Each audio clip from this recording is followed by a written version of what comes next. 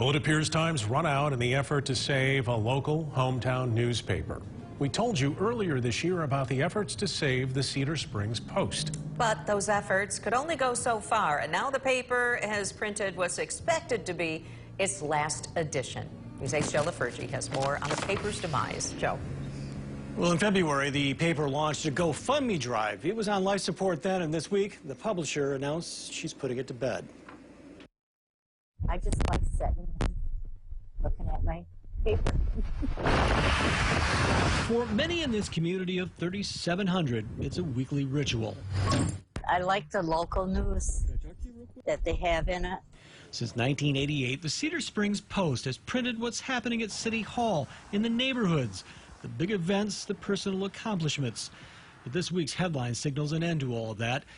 Reader Carolyn Mason says she knows there are other news sources, but they don't offer what the Post does. Not the detailed local news, no. Publisher Lois Allen writes of the end in this week's edition, lamenting the death of local newspapers.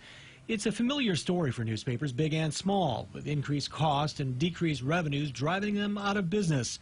The advertiser-supported, free-to-readers Cedar Springs Post has a print circulation of about 3,000. Online hits account for about 10,000 reads.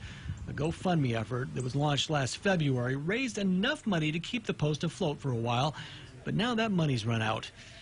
Allen writes that the Post has just enough money in the bank to print this week's edition. Next week is doubtful, leaving an information void for loyal readers like Carolyn Mason.